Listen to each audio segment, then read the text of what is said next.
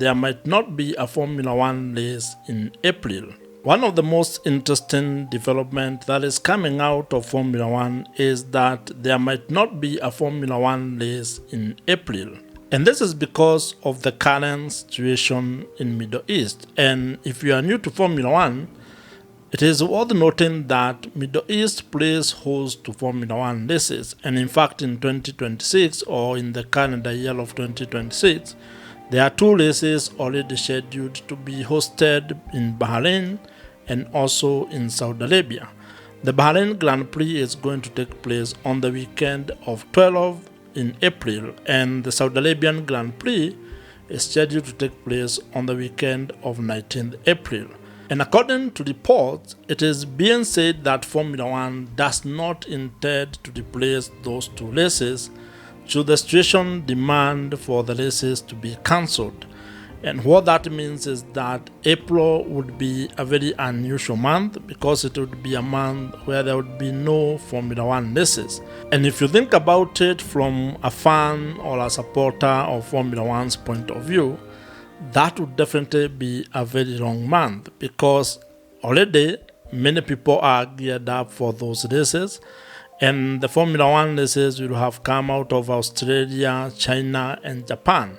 And then having a full month without no activity, it will definitely feel like a huge gap. And if this is the first time that you and I are meeting, I am Joe, and on this YouTube channel, I talk about Formula One and the business of Formula One. And I would really appreciate it if you would consider subscribing to this YouTube channel.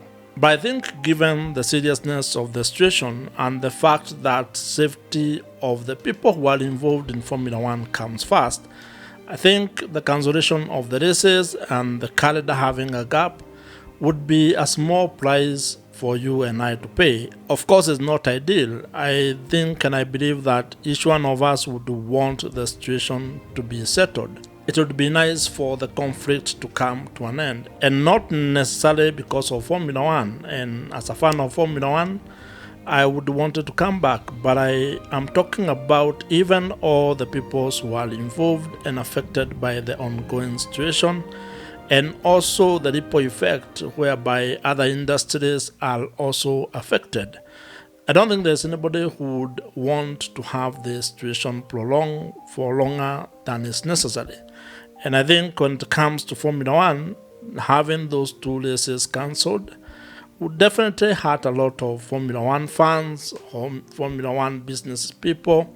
The countries that are hosting also benefit from having the Formula One races, and all the stakeholders who are involved in Formula One ecosystem. But I think given the seriousness of what is going on, I think it would be worth not having the race if that would put people or the safety of the people at risk. And it is worth noting that the current situation in Middle East has already affected Formula One. At least that was the case before the start of the Formula One race in Australia, because there were people who were stuck in Middle East, and even for Pirelli, who were supposed to be doing tire testing, ended up abandoning that particular plan. And that, of course, made a lot of people probably incur extra travel costs. They had to change the routes that they were going to use to arrive in Australia. So you can already see that that particular situation in the Middle East has had a logistical impact on how Formula One is actually going on. And that is probably not expected to be the case during the Chinese Grand Prix and probably Japanese Grand Prix. But it was always going to be a challenge if the situation was going to be continuing, and then the idea of having the Bahrain Grand Prix and Saudi Arabian Grand Prix would definitely not be a very nice one, considering the situation that is taking place in Middle East. Formula One is a global sport and is also a global business. And what this means is that whatever else is taking place anywhere in the world could affect the Formula One calendar and could affect the people who are involved in Formula One, as well as the fans who support various teams. And so it is worth to realize that Formula One is part of society, it's part of the global society. And while it might seem like, Formula One fans and Formula One community probably do not care about what else is going on in the world, it is important to be aware or to have the situational awareness of what else is going on. Because if you are coming at it from a business point of view, there are quite a lot of things that are happening in the world that affect the business of Formula One. And I'll give you just one example. The oil and gas prices in the world affect Formula One directly, given that fuel is one of the components that actually is very key in terms of the operations of Formula One.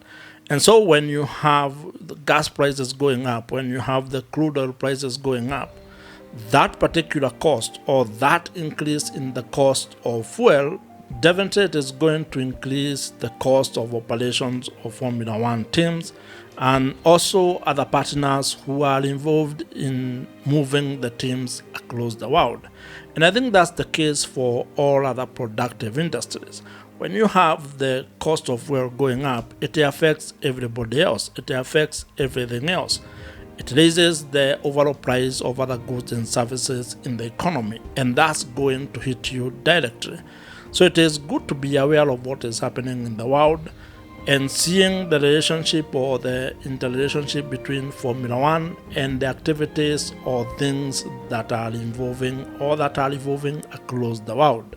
This is going to be it for this particular video. I hope you have enjoyed it and you have gotten some value from it. Watch the video on your screen right now. Subscribe to this YouTube channel if you have not. And I'm going to see you in my next video.